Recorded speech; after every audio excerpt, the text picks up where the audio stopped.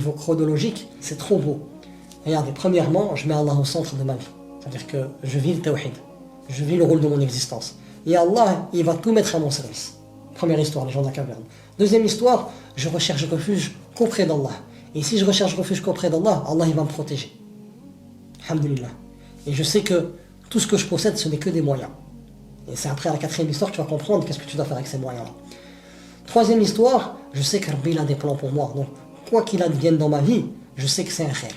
Et c'est à moi de m'en remettre en Allah. Et comme Allah, il a éduqué Moussa avec Al-Khadir, dans le sens quand Al-Khadir lui a dit, ne me questionne sur rien, jusqu'à ce que moi, je te donne l'interprétation de ce qui s'est passé. Et bien nous, c'est la même chose avec Rabbi. Rabbi subhanahu wa ta'ala, il ne faut pas commencer à dire, ya Rabbi, pourquoi ça? Non, attends, patiente. Dis, hasbi Allah wa ni'mal wakil. Allah, il me suffit et c'est le meilleur des garants. Dis, inna lillah wa inna ilayhi raj'un. J'appartiens à Allah et c'est vers lui le retour. Je suis là de passage et Allah, il m'a créé pour m'éprouver et voir qui de nous va faire les meilleures des œuvres. Et je ne commence pas à questionner, mais pourquoi et tout, je m'acharne sur mon sort. Non, je patiente. Et Allah subhanahu wa ta'ala, avec le temps, il va te montrer les sagesses. Patiente. Comme il disait Yaqub alayhi salam, فَصَبْرٌ جَمِيلٌ. Patiente d'une belle patience. Et une belle patience, c'est d'être reconnaissant. Ya Rabbi, je sais que tout ce que tu fais, c'est imbibé de tes noms et tes attributs. Et tout ce que tu fais, il est parfait. Et il ne doit pas être remis en question. Pourquoi? Parce que tu es parfait. Et Ya Rab, le fait est que j'accepte et que je suis reconnaissant envers toi dans n'importe quelle circonstance, c'est-à-dire qu'Allah, j'accepte ta royauté. J'accepte ta volonté. Et quand j'accepte ta volonté, alhamdulillah, je vis le tawhid. Je me soumets à toi et je te mets au centre de ma vie. Et c'est pour ça qu'Rabbi nous dit, in shakartum la azidannakum. Si vous êtes reconnaissant, très certainement, je vous ajouterai encore plus. Et quand tu es reconnaissant, en réalité, c'est que tu reconnais qu'Allah subhanahu wa ta'ala, tout ce qu'il fait, il est parfait. Et quand tu es ingrat, c'est comme si tu disais à Rabbi, tu sais pas ce que j'ai besoin, etc., etc. Tu remets en cause les choix de Rabbi en sachant que toi, tu n'es qu'une poussière et la science de Rabbi, c'est une infinité. Donc à nous d'être humbles devant Rabbi. Comme Allah, il a voulu apprendre l'humilité à Moussa alayhi salam avec Al-Khidr. Et la quatrième histoire, subhanallah, une fois que je prends conscience que j'ai mis Rabbi au centre de ma vie et que par ce choix-là, Allah subhanahu wa ta'ala, il va m'aider avec toute sa création pour avoir son agrément et que j'ai recherché secours qu'auprès d'Allah et que je sais qu'Allah il a des plans pour moi et tous les plans de Rabbi c'est un bien pour moi. Et bien qu'est-ce qui se passe après pour moi? C'est que je suis une bénédiction là où je me trouve. Et là c'est trop puissant. C'est trop puissant. Et là, c'est à moi de me poser les questions. Comme Dhul Qarnayn, Rabbi lui a donné un royaume, il lui a donné le pouvoir sur terre, il lui a donné des bateaux, il lui a donné une armée, il lui a donné des scientifiques, des ingénieurs, des architectes. Et pour chaque bienfait, il a utilisé dans un khair. Et c'est pour ça que la photo, je vous ai dit que...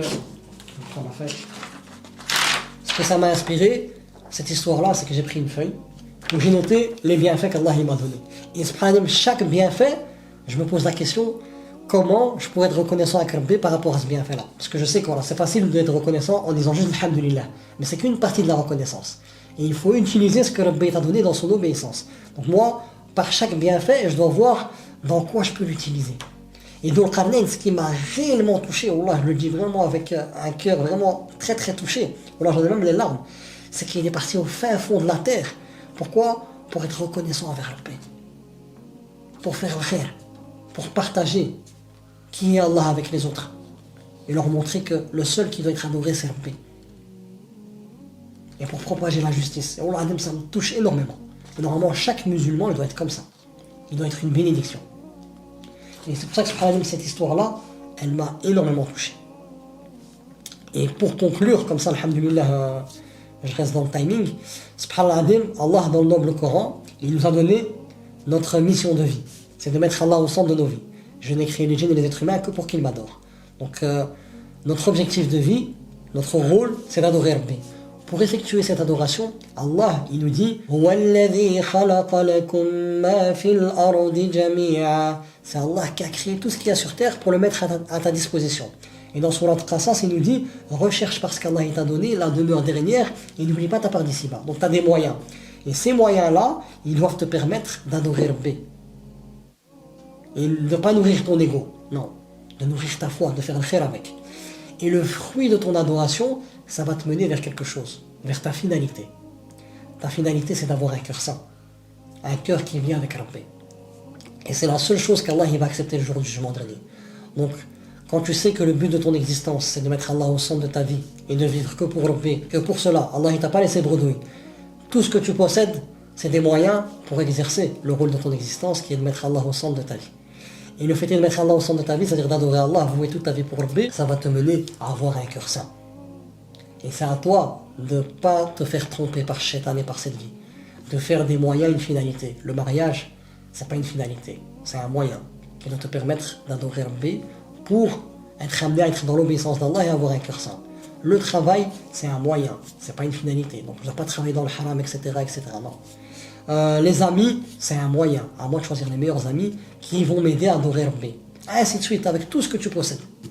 Ta tablette, ton téléphone, ta voiture, ta maison, ton mari, ton épouse, tes enfants, tout ça, ce n'est que des moyens par lesquels Allah il te demande de rechercher son noble visage. Et à toi de ne pas te faire tromper. Combien de gens ils ont perdu leur travail? Pour eux, c'est la fin du monde. Combien de gens ils ont divorcé? Pour eux, c'est la fin du monde. Combien de gens ils ont perdu des personnes de leur famille? Leur vie, elle s'est arrêtée. Et je ne dis pas que voilà, c'est facile, non, c'est des épreuves, mais par la grâce de Rabbi, si tu t'en remets encore lui, comme dans la deuxième histoire, tu recherches secours qu'auprès d'Allah, et bien Allah subhanahu wa ta'ala, il va t'accorder cette rectitude et cette force de faire face à ces épreuves-là. Et ainsi de suite, avec tout ce que tu possèdes. Et alhamdulillah, une fois que, alhamdulillah, j'ai ce mindset-là, j'ai cet état d'esprit, et que je vois la vie de cette manière-là, je ne me fais pas avoir par cette vie d'ici-bas, et je ne me fais pas avoir par Shaitan. Parce que Shaitan, il veut te faire perdre du temps. Et puis voilà, tu vois que tu as perdu 5 ans de ta vie, 6 ans, etc. etc. Wallah al-Adim, la formule qui fonctionne à chaque instant, jusqu'à la fin des temps, c'est celle qu'Allah a dit dans Surat Fatiha. Ihdina sirat al-mustaqim, sirat al-ladina an'amta alayhim. Guide-nous vers la voie droite, la voie de ceux que tu as comblés de tes bienfaits. C'est là la vraie voie qu'il faut suivre. Et non pas de ceux qui ont encouru ta colère et ni des égarés. Donc Allah subhanahu wa ta'ala, il t'a donné la voie. C'est cette voie-là et pas une autre. Et Wallah, combien de fois dans nos vies, on s'acharne sur la mauvaise formule, sur le mauvais chemin, et on sait que c'est l'autre formule, la formule de la droiture, qui va nous aider à arriver à nos finalités. Mais on persiste à prendre l'autre chemin en sachant que la bonne formule, c'est l'autre. Donc c'est à nous de faire la différence entre les moyens et la finalité. Les moyens, c'est tout ce qu'Allah t'a donné. La finalité, c'est d'avoir un cœur saint. Comment avoir un cœur saint? En jouant le rôle de son existence. En adorant Rabbi, en mettant Allah au centre de ma vie.